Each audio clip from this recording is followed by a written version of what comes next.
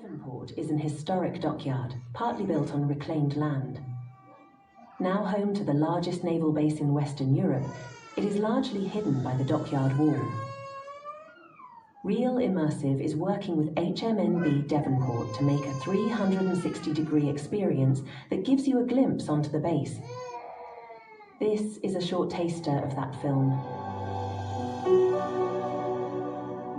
Hello, so I'm Mike Tanner. I'm a Royal Marine Brigadier and I'm the Naval Base Commander of Devonport. We're very proud of the fact that His Majesty's Naval Base Devonport is the largest naval base in Western Europe.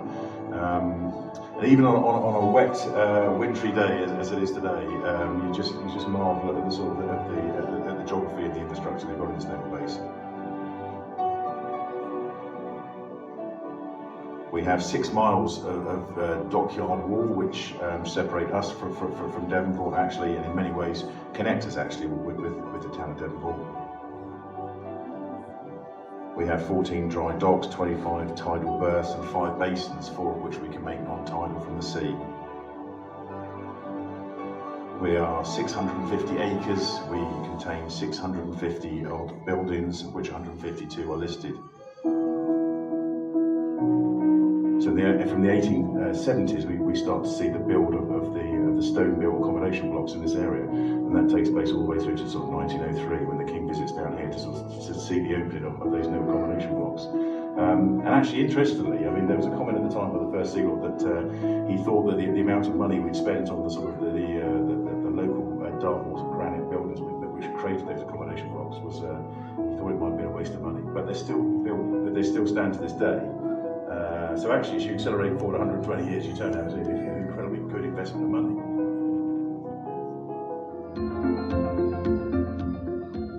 We move just over 1 million people a year on the water out to ships. We contain 53 lodge units. Well, we look after all parts of the Royal Navy, from the submarines underwater. We maintain and operate. We operate some submarines from here, but we actually predominantly maintain the submarines here. We look after the surface ships, particularly the frigates, Type 23s. We look after the amphibious ships. We look after the survey ships. We look after all of that. There's about 2,500 people that live on the naval base. Most of those in single accommodation. At the moment, I'm the only family that lives on the naval base. And for those people, we need to provide everything that a village or a town requires. So we have surgeries, we have rehabilitation centres, but also we have fun things like, we have hairdressers here. We even have a Greggs here. We have a mini supermarket. We have churches. We have 3. Just about, and of course we have these wonderful sporting facilities as well. All of the things you could think of that would fabricate and structure a town, we have them in this little mini town of the naval base. I met a lady just a couple of months ago, 5th of June 1944. Her job was to take American soldiers out to their large ships and take them out to the Normandy landings. She knew where they were going, they didn't know where they were going. She went back for lunch, the house was demolished, her mother and sister were fine. She went back to work in the afternoon. Yeah, it's just so I think that's the thing which makes it special, is those family stories of what it meant to what it has meant to the people in the families. I'm deeply in love with this naval base. It's just a wonderful place, for the Royal Navy, but for the nation, and for the city of Plymouth. They just need to know that they've got this absolute jewel in the midst of their city.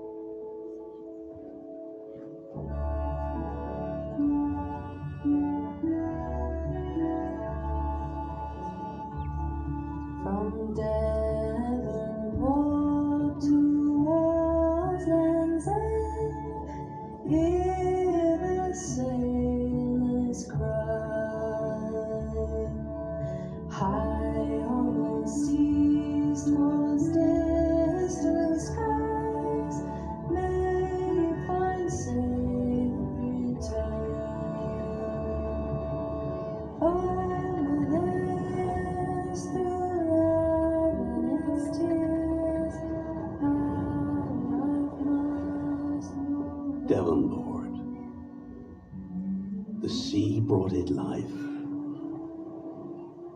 The land held it steady. For 200 years it has stood. Winds have howled, bombs have fallen, walls have risen and crumbled. Through it all, the town endured. This is its story.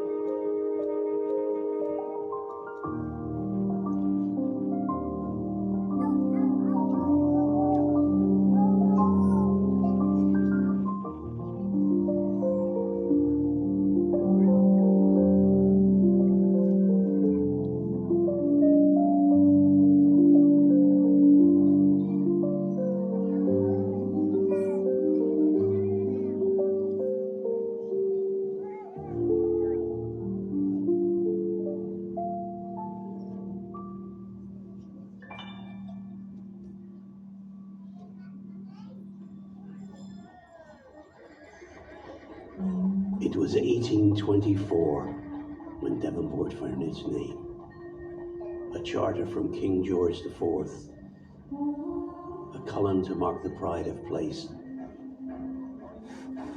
bound to the navy, bound to the waves. Men and women worked hard here. They didn't only build ships, they built a community and dreamed of great things. The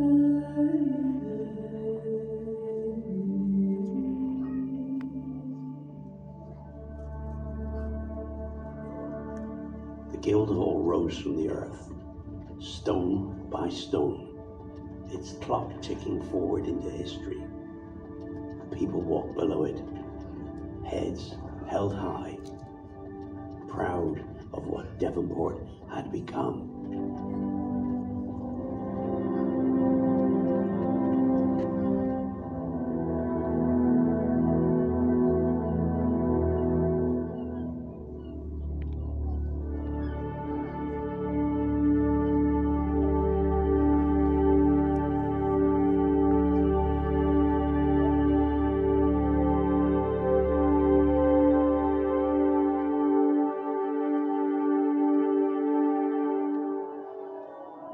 By 1852, Devonport was no longer just a town.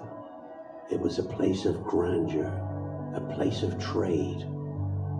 Market Hall was built to stand the test of time. Big arches, tall windows, a roof that seemed to touch the clouds.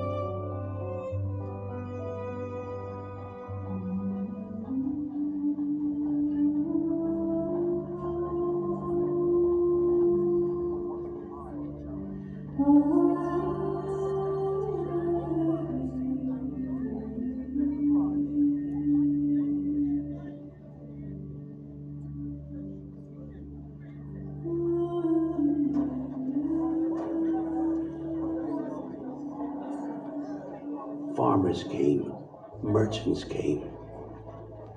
The market was alive with voices, with the clatter of carts on cobblestones, with the hum of a prosperous town.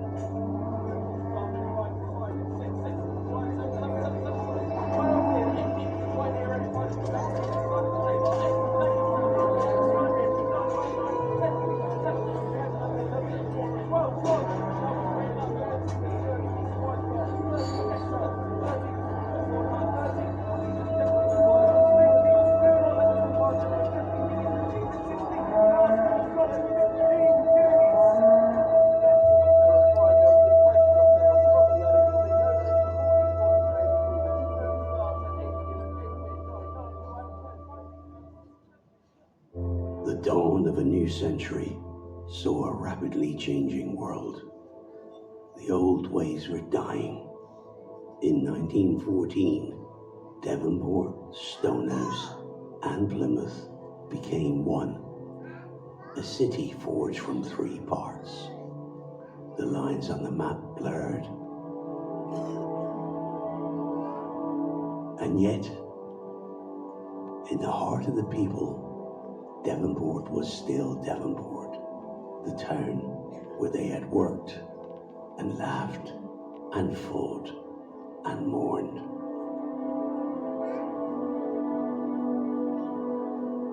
Between the wars, Devonport continued to prosper and families grew.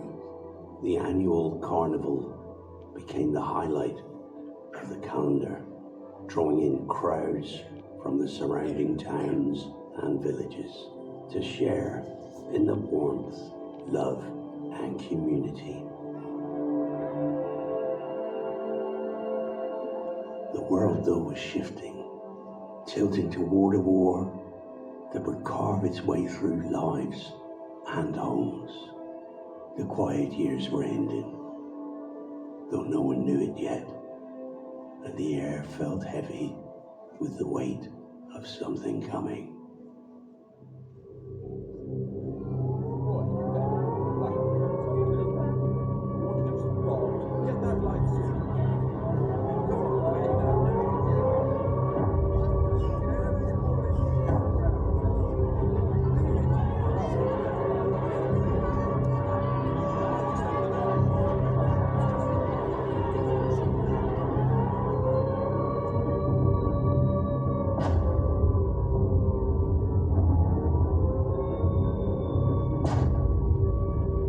With the Second World War, the darkness drew in. The dockyard made Devonport a target, and the bombs fell. And with them, the sky fell, and the earth trembled, and the walls crumbled. Night after night, the dockyard burned, and with it, the town burned. The homes, streets, and churches collapsing into ash.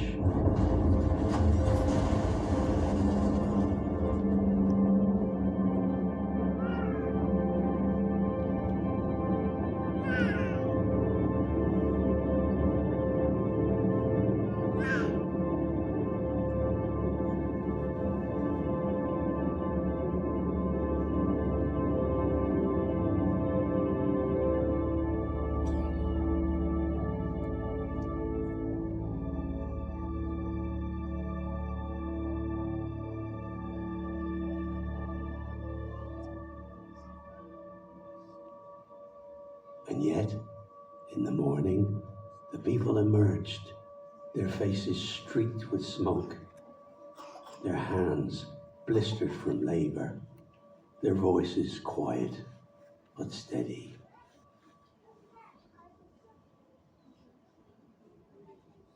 Devonport had been scarred, but three key buildings survived the destruction: Market Hall, the Guildhall, and the clock tower stood proud, giving people hope to rebuild.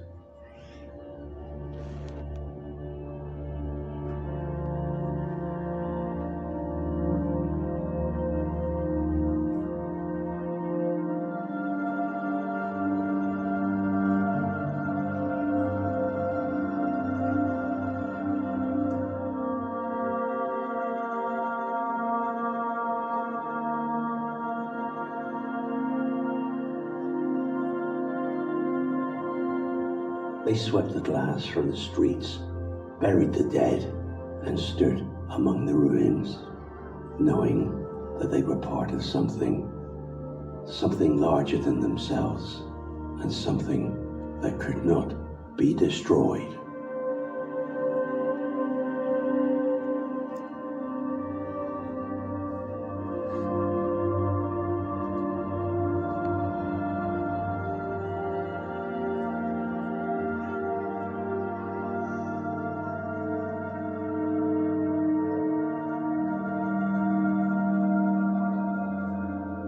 The war ended, but the years that followed were no easier.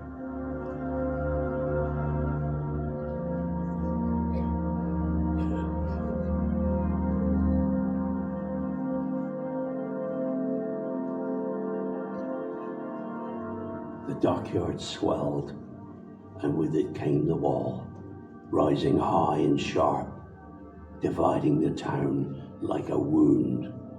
Barbed wire to split streets and families and memories. The old homes came down, and in their place rose new buildings, grey and stark, standing like gravestones in a town that had once been alive with colour. And yet, even then, the people endured, their lives pressing on beneath the shadow of the wall, their hearts carrying the weight of what had been lost, building towards a brighter future.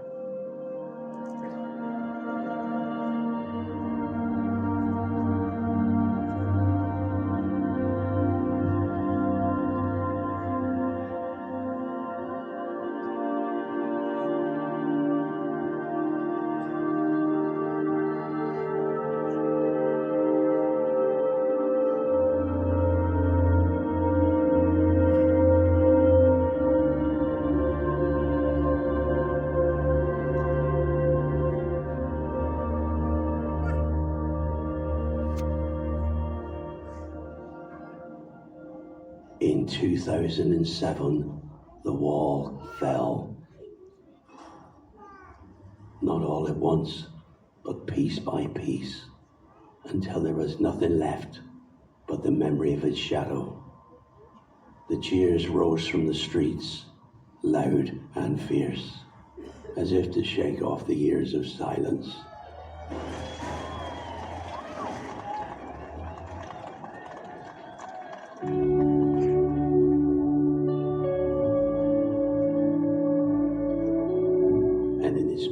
The town began to heal. Streets that had been severed found each other again. Lives that had been divided came together. And now, 200 years after its name was written into stone, Devonport stands proud again.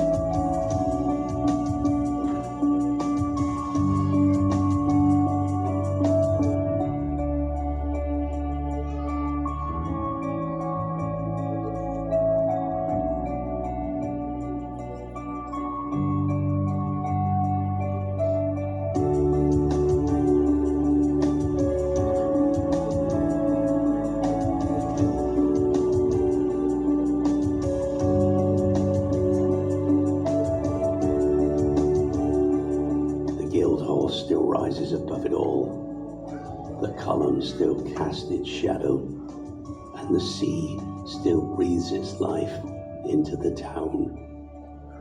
Time moves forward, as it always does, but here in Devonport, the past is never far behind. The future is unwritten, but Devonport will face it, as it always has. Strong, resilient, alive.